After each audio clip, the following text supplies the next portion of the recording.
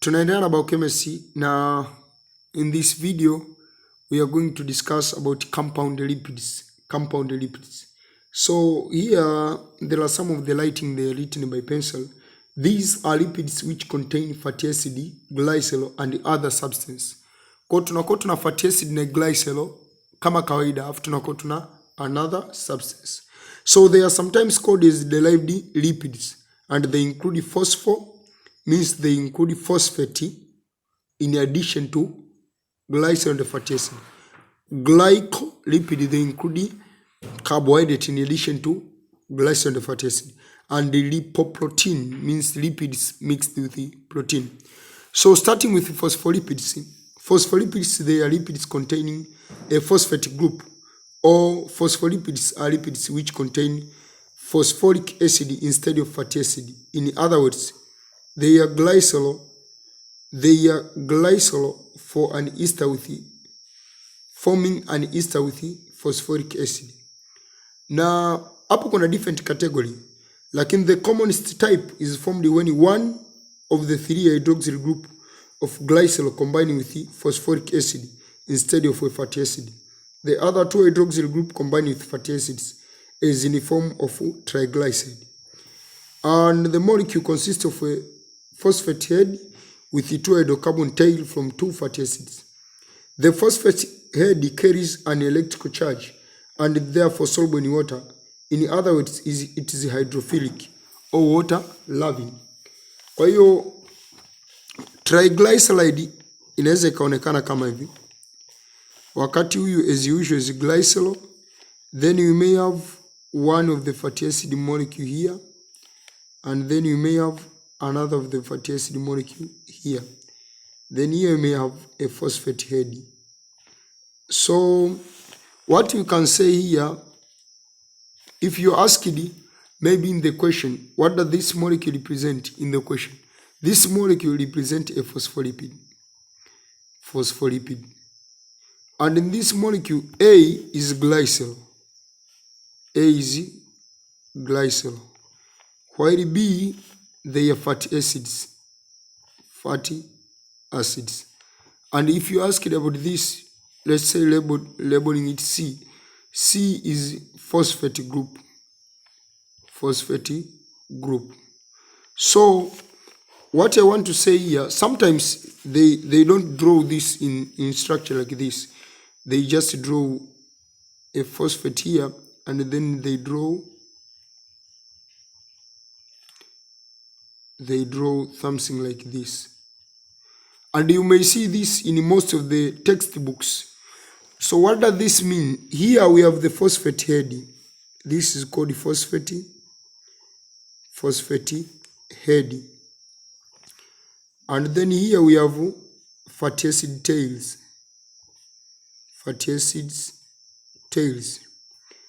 And as we know that the fatty acids, they are hydrophobic. And because this phosphate is charged, thus it is polar. And because it is polar now, it becomes hydrophilic. Kwa hiyo kwenye hii molecule kuna hichi kipande cha huku ambacho ni hydrophilic, cha huku ni hydrophobic. Hii huku ni water loving. Hii hapa ni water hating. Kwa hiyo hii molecule ukiweka kwenye water, let's say here we have water. If we have water here, tukiweka hiyo molecule, hata kama tukaiweka kwa kuilaza hivi, ikawa ina tail hapo. Kama hizi molecule ziko nyingi, ile hydrophilic part itakuja huku. Kwa hiyo hizi molecule zitaonekana zimealign hivi. The alignment of the molecule, because these heads, they are hydrophilic. Zinapenda maji, while these tails, they are hydrophobic. They hate water, hydrophobic. Kwa hiyo unachokuja kuona ni kwamba hii ndio inayosababisha membrane tuseme ni phospholipid bilayer. Kwa sababu gani? Maana yake ukiziangalia zile phospholipid kwenye membrane zinakuwa ndio zimejipanga hivi. And in this side, so sometimes maybe tuvuko naelezea kule kwenye cytology ilikuwa uelewi, lakini mpangilio umetokana nini? Mpangilio umetokana kwamba if this side is the inside of the cell, inside of the cell, huku inside of the cell kuna water. Na if this side is outside of the cell, outside of the cell, huku pia kuna water. Kwa hizi molecules zinachoamua kufanya ni kwamba hapa katikati panakuwa hapana water. Hapa zenyewe zinageukia, hii water loving inageukia huku na water loving huku inageukia huku. Hizi water hating nazo zinakaa pamoja. Kwa hapa katikati kuna hydrophobic region. So region hapa katikati kwenye hii membrane tunaita phospholipid bilayer, manake this is one layer and this is one layer. So it is called phospholipid bilayer because this appears as two layers of phospholipids. So as you can see in this explanation, the tail, however, are still insoluble in water. Thus, one end of the molecule is soluble and the other is insoluble.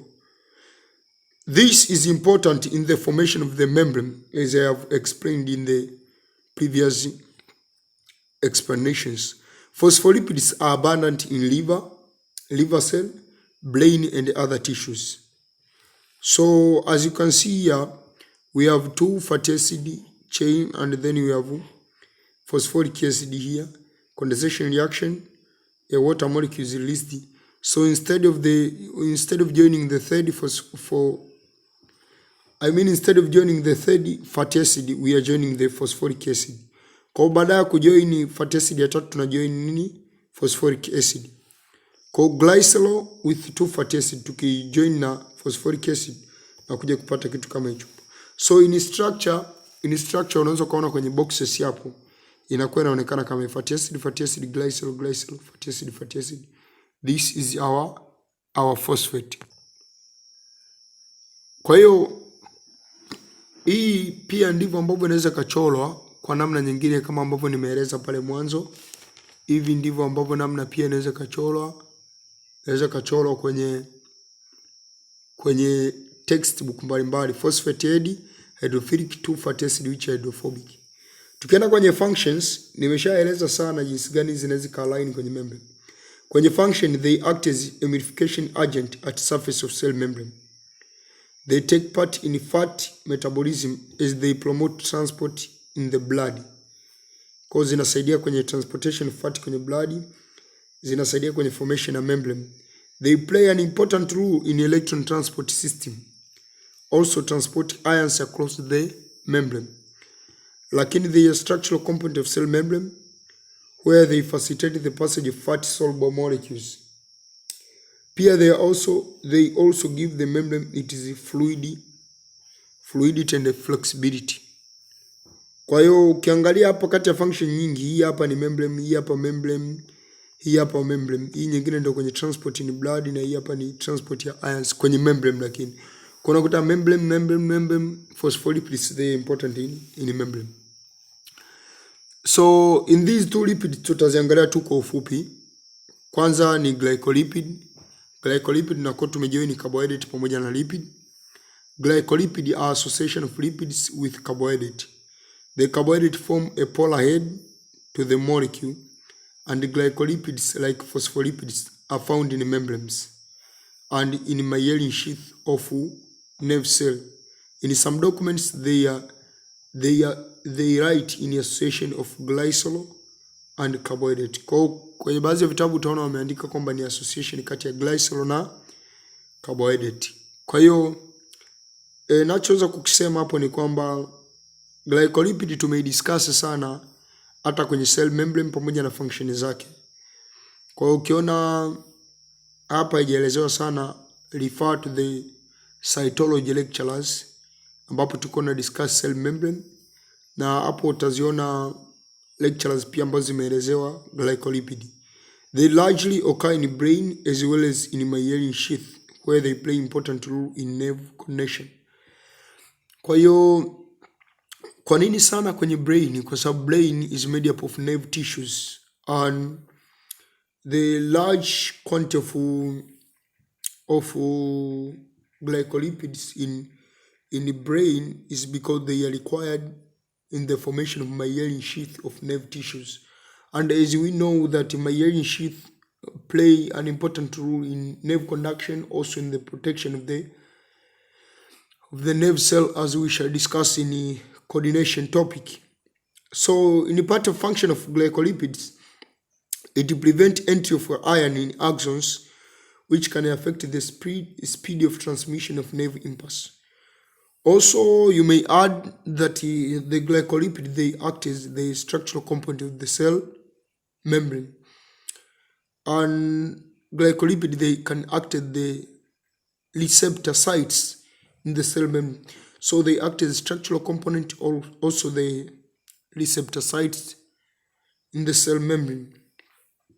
The last compound lipid to discuss is lipoprotein.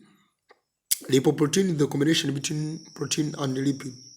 So it is the lipid which contain protein and include prothrombin and fibrinogen. Prothrombin and fibrinogen hizi zote zinatumika kwenye blood clotting, yani kuganda kwa damu pale ambapo unakuwa umeumia au kwenye mazingira mbalimbali ambapo inatokea bleeding. So these are protein found in mammals, hizi prothrombin pamoja na fibrinogen. So role kubwa ya lipoprotein, they are involved in blood clotting. Na inaishia hapa. In the next lecture tutakuwa na discuss about lipoids. Kama hujaelewa chochote, comment hapo chini. Pia usisahau kwenye description hapo chini, click to description hapo chini, kuna link ya Telegram group. Join hilo group kwa ajili ya discussion with your fellow. Lakini pia hata mimi nitakuwepo kule, na pia you will find these notes in the Telegram group. So join the group for discussion, and then you will find the notes there in the Telegram group. So just stay tuned and subscribe the channel, share the video with your friends, so as we are going together in this topic. Thank you everybody. Have nice studies.